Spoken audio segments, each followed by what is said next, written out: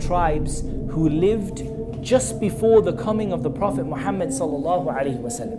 When those Arab tribes would send an army to conquer another town, they would enter into various valleys and climb various mountains.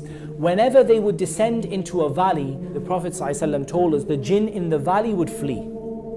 And that's normal. It's a normal reaction of a lot of animals, right? Just generally, if you come across a big army, even human beings, you come across, you're sat sort of in your little tent camping somewhere out in the park, and a huge army of people, heavily armed, sort of storming their way towards your tent, you're likely to get up and run. And that is the reaction of the jinn. However, what did these tribes used to do? They would settle themselves and camp in the base of the valley. And then they would raise up their hands and they would start to call and supplicate to the jinn. And this is something that is almost universally accepted in every culture, that there have been people in every culture, in every religion, who have worshipped the spirits, the jinn, the dead, whatever you want to call it. They have worshipped the jinn. So we see that throughout many cultures, and there are as many examples of this in Christianity and Judaism and Hinduism and Buddhism, of people who sought help and sought to call upon the spirits, call upon the jinn. So what used to happen when those jinn who had fled from the oncoming army used to hear the people calling upon them and supplicating to them and asking them for help, then they would realize that these people had a fear of them. And once they sensed that fear in you, they would attack. And what would happen is those people would be increased in their supplication, because they would think, oh, these are really great spirits, powerful beings that can do so much to us. In reality, they were running away, but when they showed a fear of them, they drew them back. And this is a very, very important point.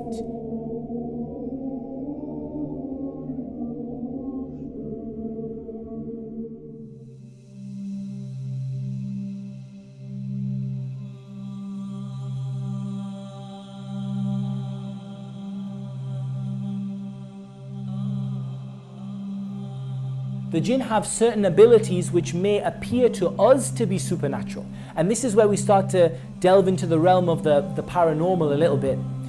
And that is that the jinn clearly have abilities that to us appear to be supernatural. And this is where you get sort of the supernatural and the paranormal, and the lights flick on and off and the doors open and the windows open, there's nobody there. The jinn do have abilities that seem to us to be supernatural. But I want to actually get you away from thinking in this way. I want you to actually stop thinking of the jinn as all-powerful, supernatural, incredible beings. At the end of the day, when you see many different animals and they have an ability that you don't have, you see the greatness of Allah and the creation of Allah, but it doesn't surprise you. When I tell you birds fly through the sky, you don't get nightmares for 3-4 days.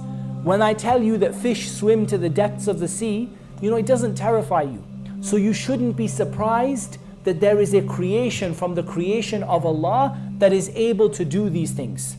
Some of them are able to fly, but the birds can fly, so that's no big deal. Some of them are able to sort of take different forms, and that's something that is different for us. But again, it's simply what Allah has given them the ability to do. And we see certain animals that are able to change their color, able to change their shape to a certain degree, that are able to camouflage themselves. And again, this is something from the creation of Allah, and it makes us recognize the greatness of God and the creation of God. But it doesn't necessarily terrify us, and it doesn't make us fall into paranoia and various other things. So we should be very careful with the jinn, that when it comes to the jinn, we recognize they are simply a creation from the creation of Allah.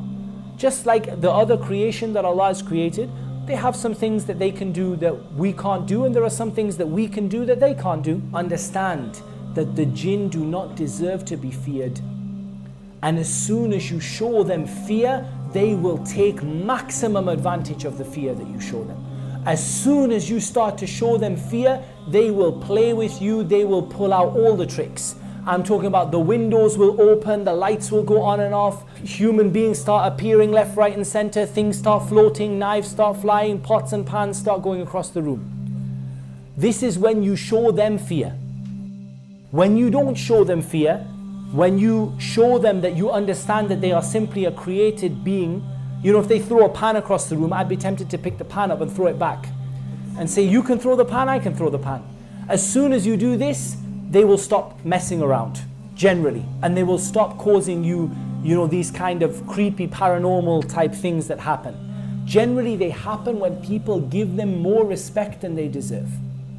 They are intelligent beings at the end of the day. They have an ability to think. And therefore, when they see that you're terrified and scared of them, they are going to play on that. They're going to play pranks with you. They're going to joke with you. They're going to cause you all of these various paranormal experiences and these various sort of things that happen, haunted houses and all the rest. And in general, I have to say that since I've started doing ruqya, I get very little of these kind of paranormal crazy things going on. Every now and again, you know, I might get one person in 50 levitate off the ground. In general, most people don't. But the reason is that when you don't show them that fear and you don't show them that, you know, reverence, then they don't cause you as many problems. So we want people to stop fearing the jinn as though they are these all-powerful spirits that can touch you from anywhere. Because this is going to take a person outside of Islam. When you fear them like God deserves to be feared, like Allah deserves to be feared, then you're going to end up leaving Islam. You're going to end up making a partner with Allah.